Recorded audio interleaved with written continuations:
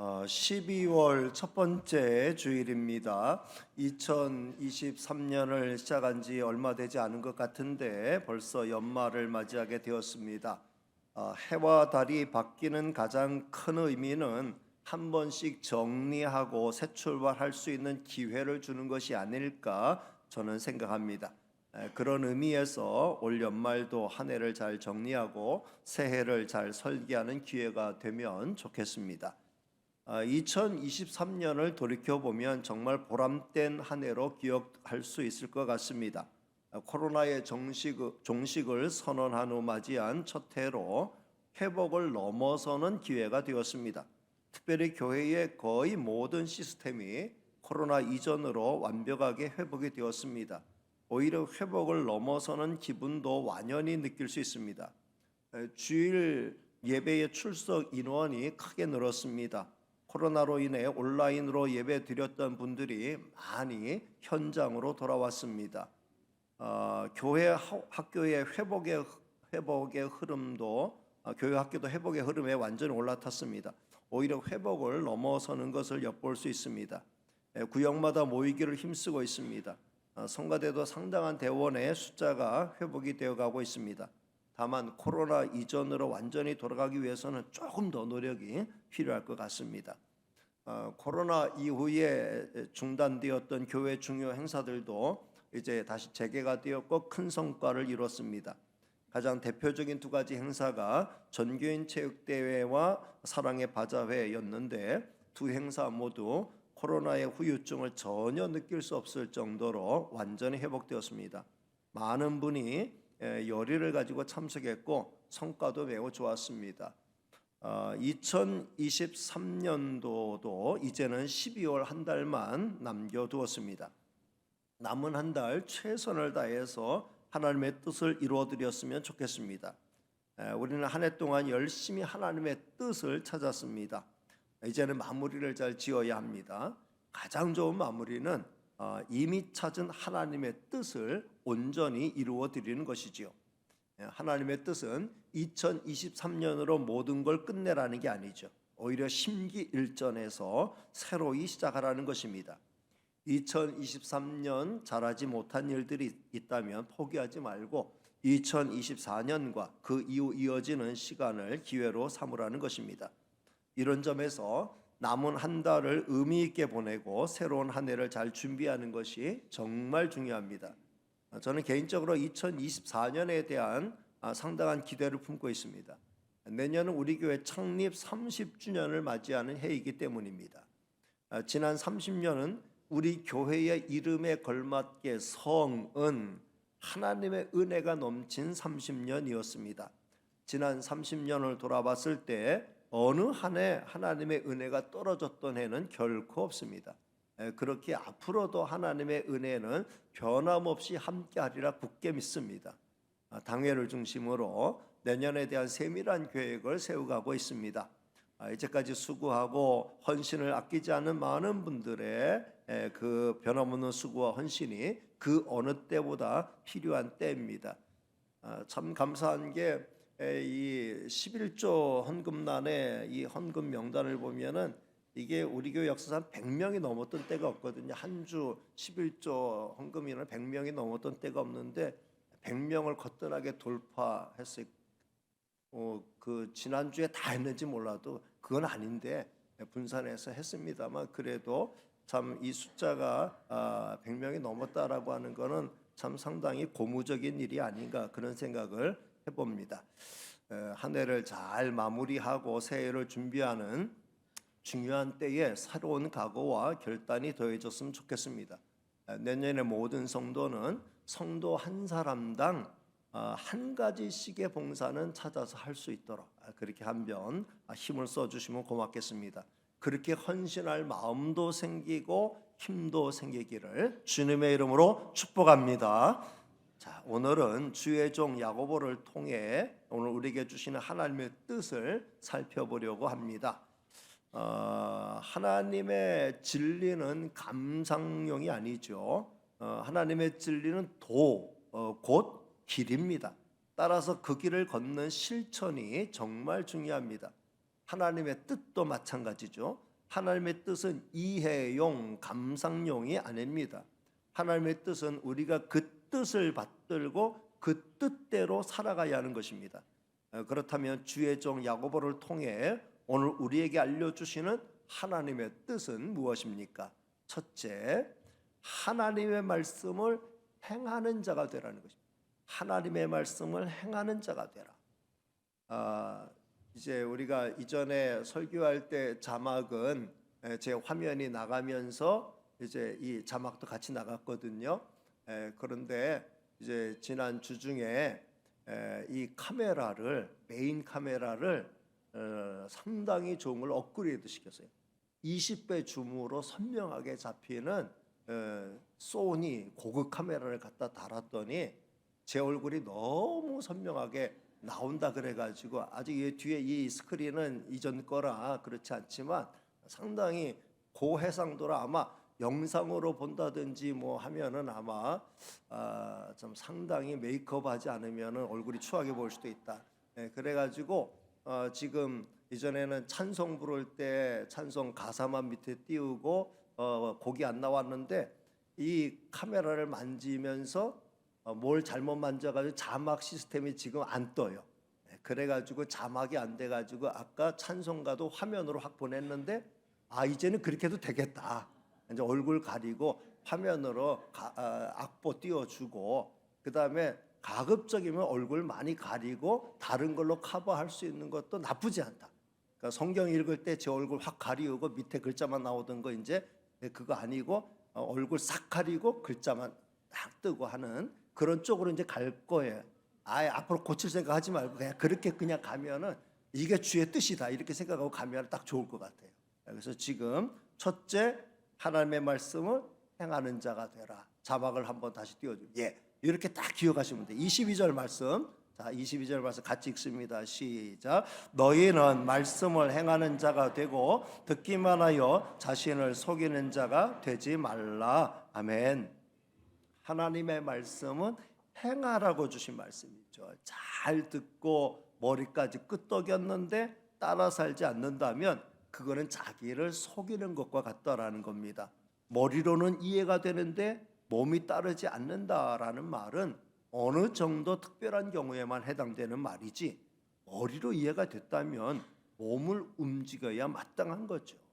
그런 사람이 잘 사는 거죠. 먼저 하나님의 말씀을 경청하기에 힘쓰는 성도가 되시고, 말씀을 마음에 담으시고 그 다음에 마음에 담겨진 그 하나님의 말씀을 따라서 순종하며 살기를 힘쓰는 저와 여러분이 다 되시기를 주님의 이름으로 축복합니다.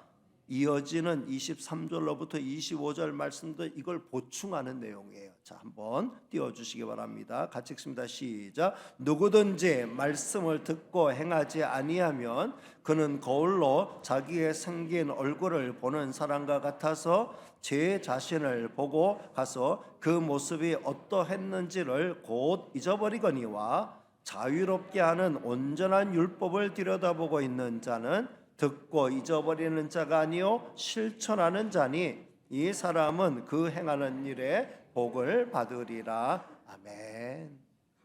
아주 중요한 명제가 있어요. 하나님의 말씀은 행하기만 하면 반드시 복이 되는 말씀이다. 한번 띄워주시죠. 하나님의 말씀은 한번 읽습니다. 시작. 하나님의 말씀을 행하기만 하면 반드시 복이 되는 말씀이다. 믿으시길 바랍니다. 하나님의 말씀을 행하기만 하면 반드시 그건 우리에게 복이 되게 되어 있어요. 대단히 중요한 명제, 절대로 잊어버리면 안 됩니다. 하나님은 우리에게 복이 되는 길을 잘 알려주셨어요. 그런데 미련한 인생은 성경에서 답을 찾지 않고 자꾸 세상에서 답을 찾으려고 합니다. 진리를 떠나서 알려주는 복의 길은 사실은 복의 길이 아니에요. 그 길은 따라가면 따라갈수록 더 깊은 수렁에 빠지게 되는 길이죠. 성도 여러분, 다시 강조합니다마는 하나님의 말씀은 행하라고 주신 말씀이에요. 하나님의 뜻은 깨닫는 걸로 끝나면 절대로 안 됩니다. 그 뜻을 따라서 살라고 주신 말씀, 그 뜻만 깨닫는 걸로 끝나면 안 돼요.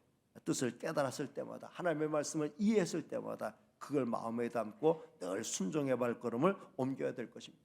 구슬이 서말이라도 깨어야 보배가 되듯 하나님의 말씀도 순종함으로 그 가치를 발휘할 수 있는 거죠.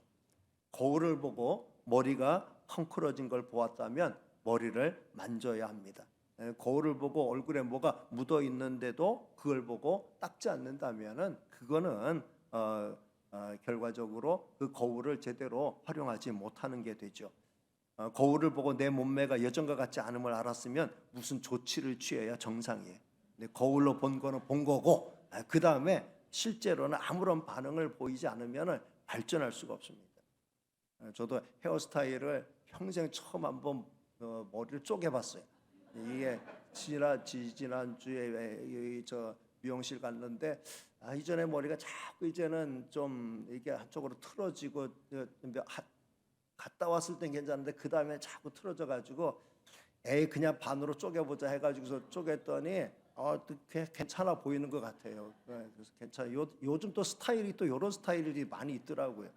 그 시류를 쫓아가는 건 아니고 머리 스타일이 자연히 뒤로 확 넘겼더니 반으로 쪼개지더라고요. 그래가지고 이 머리 어떻냐 그랬더니 또 우리 하영자매가 그 미용실 하영자매가 학자 같이 보인다고.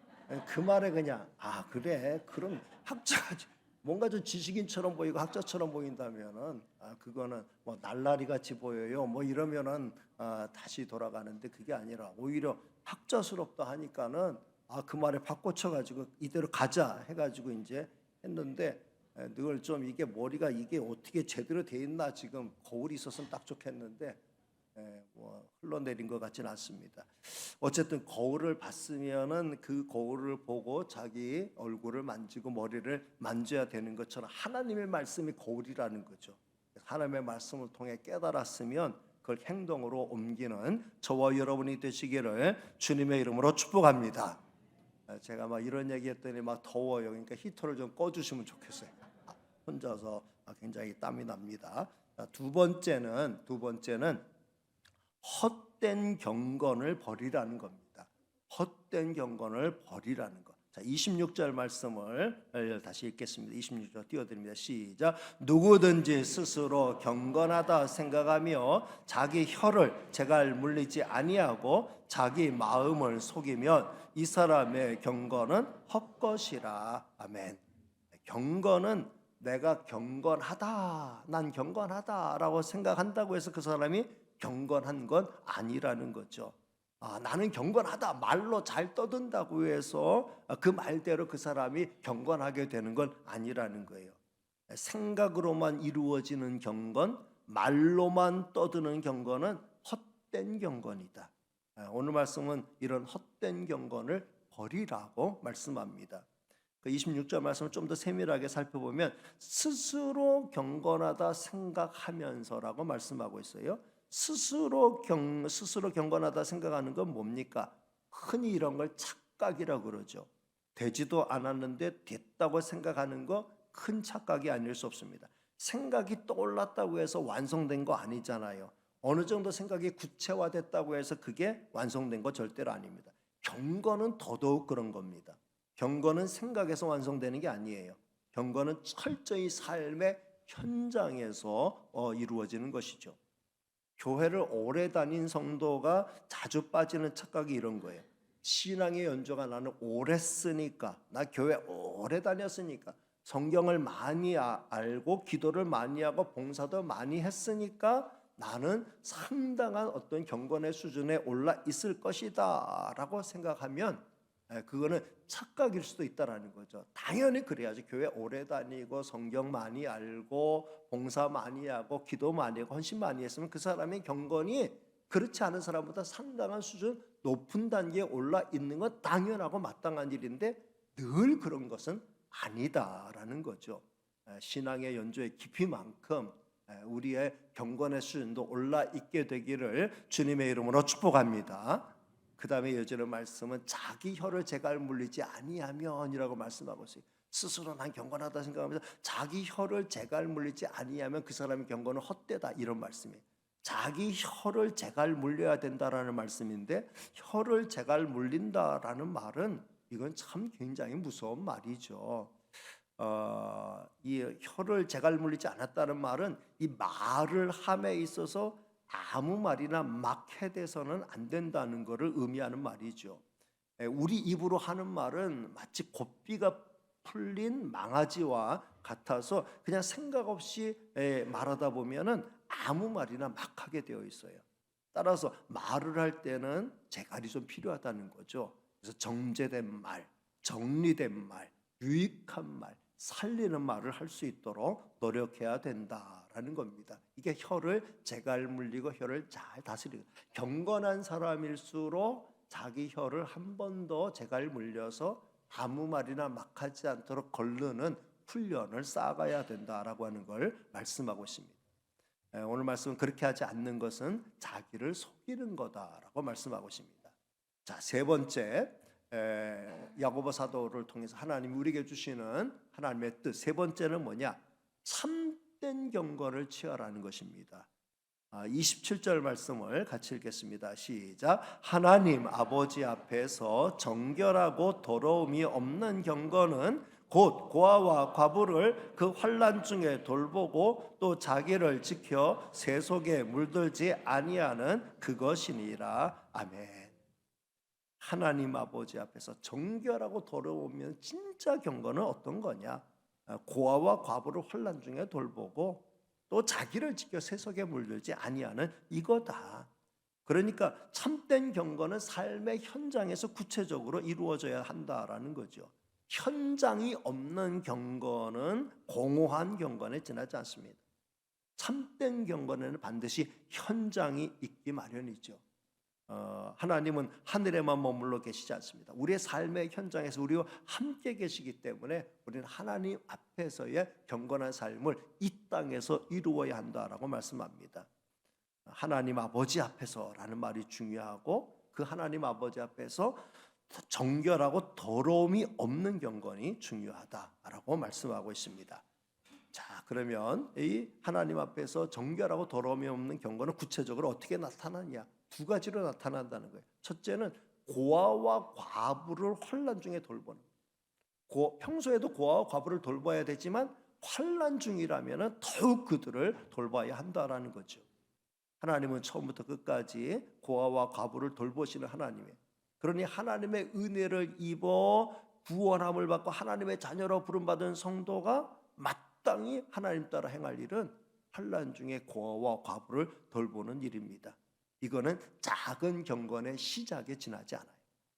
고아와 과부를 돌보라는 말씀을 조금 더 넓게 펼친다면 이 세상에 가난하고 힘든 사람들을 도우라는 말씀으로 이해할 수 있습니다. 경건한 사람들의 모임이 교회잖아요. 교회는 성도들이 모인 거잖아요. 성도가 그 교회예요. 그러니까 거룩한 성도들이 모인 게 교회라고 하면, 교회는 바로 이 경건한 공동체여야 되는데, 우리 성도가 교회가 이루어내야 되는 경건은 구체적으로 고아와 과부를 돌보는 것으로 나타나야 한다. 어려운 이웃을 돌보는 것으로 나타나야 한다라고 말씀하고 있습니다. 이거는 교회 본질과 관련된 것이다라고 말씀하는 거죠. 이제까지 우리가 잘 감당해 왔듯이 앞으로도 이걸 사명감으로 잘 감당해야 할 것입니다. 두 번째는 정말 진짜 경건은 뭐냐? 참된 경건은 뭐냐? 자기를 지켜 세속에 물들지 아니하는 거다. 세속에 물들지 아니하는 거다. 이 말이 중요한데, 이 세속이란 말 자체는요, 세속 자체는 나쁜 말이 아니에요. 세속이란 말의 사전적인 의미는 보면은 뭐예요? 세속이란 말의 사전적 의미는 보통 사람들이 사는 사회. 여러분, 보통 사람들이 사는 사회, 이걸 통칭하는 말이 세속인데, 이 세속은 나쁜 말이 아니죠. 세속이란 말을 사용한 세속 5개가 있잖아요. 그 화랑도 정신에 나와 있는 세속 5개 같은 거, 그건 나쁜 거 아니죠. 세속 5개 우리 학교 다닐 때 배웠던 거, 세속 5개가 뭐예요?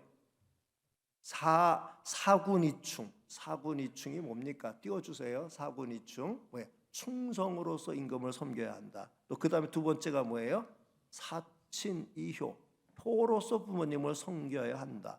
또 세 번째가 뭐예요? 교우이신. 믿음으로서 벗을 사겨야 한다. 네 번째가 뭐예요?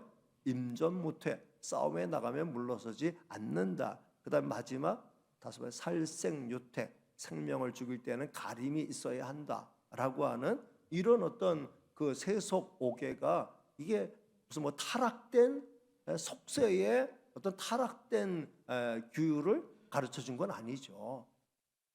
이거는 정말 어떻게 보면 우리가 이 세상을 살면서 기본적으로 인간으로서 또 국민으로서 지켜야 될 어떤 기본적인 의무를 잘 설명해 준 거예요. 그런 면에서 이 세속이란 단어 자체가 나쁜 건 아닙니다. 그런데 이 신앙의 관점에서 봤을 때의 이 세속이란 말은 보통 사람들이 사는 사회인데 그 사회는 어떤 사회냐? 하나님을 떠나 있는 사회라는, 하나님과 관계없이 살아가는 사회라는 겁니다. 따라서 세속에 물든다라는 말의 의미는 하나님이 없는 세상에 푹 빠져 있는, 세속에 물든다 그랬죠. 물든다라는 말은 세속에 푹 잠겨 있는 것을 의미하죠. 그러니까 하나님의 관점에서 봤을 때 하나님 없는 세상은 자기 정욕을 따라 살아가는, 하나님의 공의와 사랑이 없는 세상인데 거기에 물들어 살아간다라고 하는 것은 하나님을 등지고 살아가는 것의 의미로 이해가 돼서 부정적인 의미가 되는 거죠. 그러니까 세속에 물들어 살면 절대로 하나님이 원하시는 경건한 삶으로 나가지 못하기 때문에 그 반대로 나가야 된다. 이게 경건한 삶이다라고 말씀하는 거죠. 일반적으로 오늘 말씀에서 의미하는 세속에 물든다라는 말은 하나님이 없는 문화에 푹 젖어서 살아가는 삶의 모습을 의미하는데, 특별히 가장 알기 쉬운 예로 예수님이 탕자의 비유에서 뭐 그 탕자가 주인공은 아니고 아버지가 주인공인데 우리가 흔히 그냥 이해하기 쉽게 탕자의 비유로 이렇게 이야기하죠. 그 탕자의 비유에 나오는 그 탕자를 생각하면 돼요. 탕자는 아버지의 품을 떠나 세상으로 나갔다 그랬어요. 그 세상에 나가서 반듯하게 잘 산 게 아니라 허랑방탕한 삶을 살았다. 이게 세속에 물든 삶의 전형적인 모습이고, 이것은 경건한 삶과 정반대되는 삶이다. 그러니까 우리가 참된 경건을 실천하려고 하면 세속에 물들면 안 된다, 이렇게 말씀하는 거죠. 물론 성도는 세상을 등지면 안 돼요. 세상과 분리되어 살아가서도 안 됩니다. 세상 한가운데서 세상과 어울려 살아가는 게 성도에게 주어진 의무예요. 그렇지만 그 가운데 우리가 물드는 게 아니라 구분된 삶을 살면서 그들에게 빛으로서의, 소금으로서의 역할과 사명을 감당해야 되는 거죠. 이게 쉬운 일일까요? 절대로 쉬운 일 아닙니다. 그러나 정말 어렵고 힘든 일이라 할지라도 이거는 우리에게 주어진 하나님의 뜻입니다. 그렇기 때문에 이 뜻을 잘 받들어서 섬기는 저와 여러분이 되시기를 주님의 이름으로 축복합니다. 그래서 저는 오늘 말씀을 통해서 다음 5가지를 저와 여러분이 마음에 담아가기를 원합니다. 첫째는 말씀을 행하는 자가 됩시다. 따라합니다. 말씀을 행하는 자가 됩시다. 이 말씀은 다른 누구에게 적용할 명제가 아니에요. 당신 하나님 말씀 행하는 사람 돼, 너는 하나님 말씀 행하는 사람 돼, 그게 아니고 내가 바로 하나님의 말씀을 행하는 자가 되어야 된다. 듣기만 하는 자, 이해만 하는 자가 아니라 말씀을 하나 들었으면 하나를 행할 줄 아는, 행하는 성도가 되시기를 주님의 이름으로 축복합니다. 두 번째는 경건한 척 하지 맙시다. 따라합니다. 경건한 척 하지 맙시다. 신앙의 연조만 자랑하지 않도록 해야 됩니다. 예수님이 가장 신랄하게 비판했던 대상이 바리새인이에요. 바리새인들은 나름대로 하나님 앞에서 열심히 산다고 생각하고 열심히 살았던 사람이에요. 그렇지만 예수님은 저들의 그 외식, 그러니까 경건한 척하는 것에 굉장히 진료하셨어요. 정말 오히려 그 죄인이, 세리가 하나님 앞에 나는 죄인입니다, 하나님 이 죄인을 용서해 주세요, 불쌍히 해주세요, 기도하는 게 더 진실하고 하나님 보시기에 바른 거다, 그렇게 말씀하셨어요. 거짓된 그 마음을 갖고 외적으로는 아주 거룩한 척 포장해가지고 하나님 앞에 나는 거룩합니다, 나 이렇게 삽니다, 이렇게 삽니다 자랑하면서 실제로는 하나님의 말씀을 따라 순종하지 않는 그런 그 표리부동한 모습을 하나님은 아주 싫어하셨어요. 예수님은 아주 싫어하셨어요.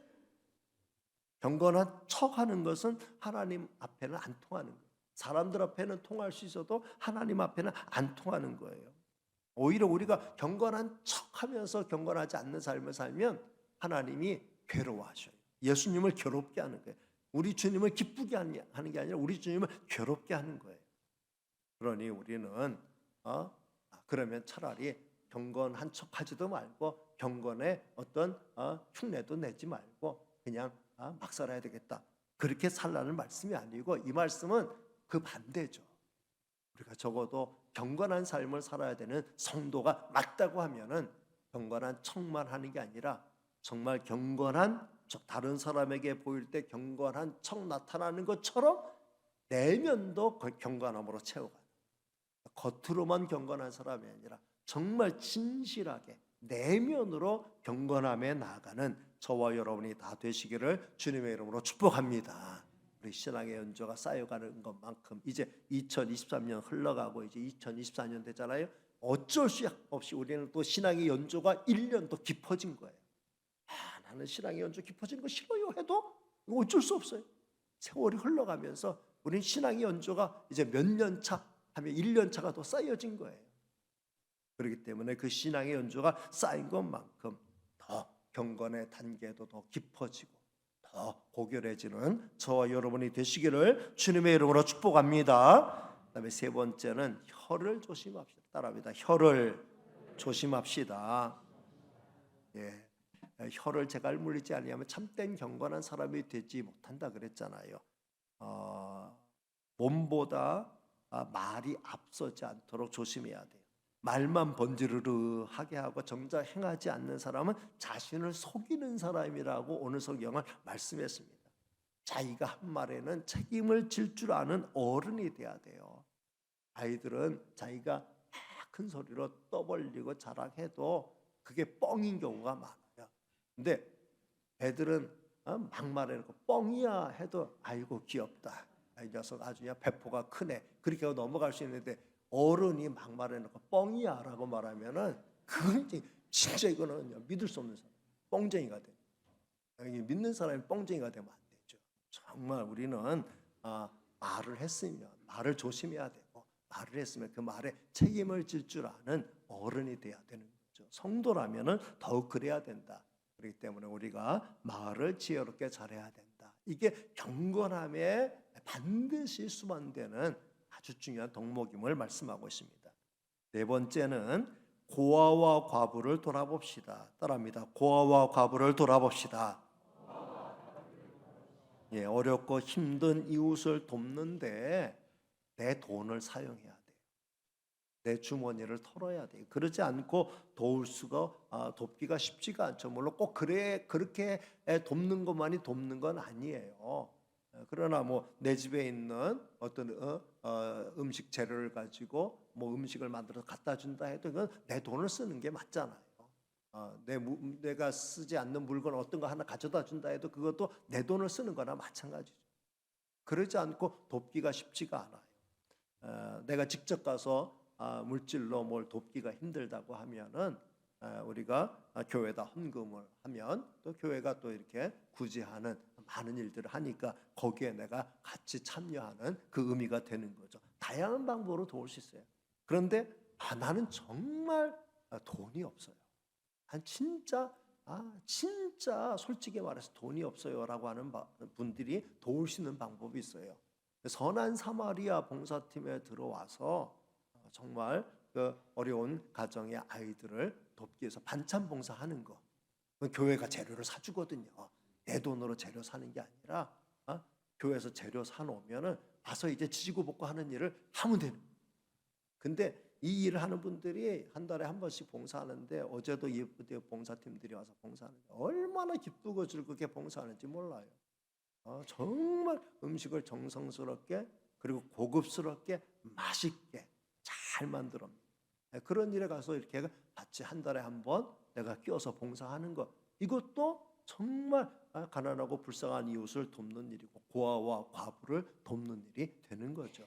특별히 선한 사마리아에서 하는 이 작업은 고아들을 돕는 일입니다. 그 돕는 일에 우리가 얼마든지 봉사할 수, 교회 재정 쓸 수 있는 거고, 그 다음에 노력 봉사함으로써 우리가 도울 수 있는 것이죠. 마지막 다섯 번째는 자기를 지켜 세속에 물들지 맙시다. 따라합니다. 자기를 지켜 세속에 물들지 맙시다. 이 말씀은 세속에 물들지 않기 위해서 세속에서 발을 빼라는 게 아니에요. 성도가 속세를 떠나면 이 세상 누가 지켜요? 교회는 속세를 떠나면 안 됩니다. 교회가 서 있어야 할 위치는 속세예요. 성도가 교회니까 성도가 있어야 할 위치는 속세입니다. 죄악이 관영하는 세상이고 하나님 없는 문화가 우위를 점하고 있는 세상이 바로 우리가 서 있어야 될 세상, 우리가 자리예요. 교회가 성도가 서 있어야 돼. 세상을 우리가 더럽다고 피하면 안 돼요. 더럽다고 도망치면 안 돼요.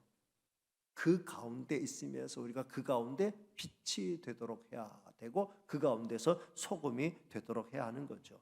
다만 우리가 세속에 물들면 안 된다. 오히려 우리가 세상을 변화시켜야지 오히려 세속화가 되어서는 안 된다는 거죠. 교회가 세속화가 되고 성도가 세속화가 될 때 우리는 머리 깎인 삼손이 되고 빛을 잃은 등불이 되고 맛을 잃은 소금이 되는 겁니다. 교회가 그동안 세상의 지탄을 받아왔던 게 교회가 세속화가 되고 성도가 세속화가 된 것 때문에 선한 영향력을 끼치지 못했기 때문에 이제는 이걸 회복하고 이 능력을 회복하고 우리의 본질을 회복하고 우리의 역할을 감당해야 할 줄로 믿습니다. 우리 주님은 우리에게 의의 흰 옷을 입혀주기 위해 그 저주의 나무 십자가에서 온갖 모욕과 고통, 고난 그리고 죽음을 다 감당하셨습니다. 우리는 주님의 피값으로 죄 씻음을 받은 겁니다. 우리는 항상 이 은혜를 잊어서는 안 되는 거죠. 우리는 우리 힘으로 죄를 물리칠 수 없어요. 그러나 우리 주님의 십자가를 붙들며 물리칠 수 있어요. 악한 사탄은 주님의 십자가 앞에서는 벌벌 떨어요. 꼼짝 못하고 서둘러 도망을 칩니다. 그러니 성도 여러분, 내가 직접 죄와 싸우려고 하지 마세요. 내가 죄의 유혹, 죄와 싸워서 내가 이기리라. 이를 악물고 내가 어떻게든 죄와 싸우리라 생각하지 마시고 죄의 유혹이 찾아올 때마다 죄의 시험이 찾아올 때마다 주님의 십자가를 붙드는 지혜를 발휘하시기를 바랍니다. 그거 내가 내 힘으로 내 의지로 내 어떤 결단으로 막아내리라 하지 말고 주여 저는 부족합니다. 이런 유혹이 있습니다. 이런 시험이 있습니다. 감당할 수 있도록 주님 도우세요. 도와주세요. 주님의 십자가 붙들면 그런 유혹에서 우리가 벗어나게 되고 물리치고 이기게 될 줄로 믿습니다. 말씀을 맺습니다. 오늘 살펴본 하나님의 뜻 이걸 우리가 마음에 새기고 오늘부터 이제 한 주간 그리고 앞으로도 쭉 지키며 살아가는 저와 여러분 다 되시기를 주님의 이름으로 축복합니다. 기도하겠습니다.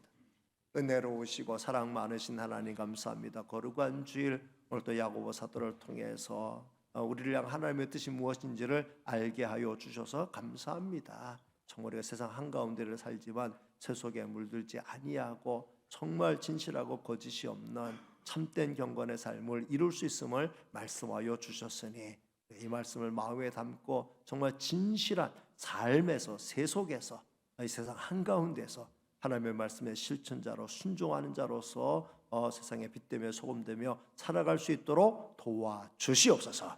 모든 말씀 예수님의 이름으로 기도하옵나이다. 아멘.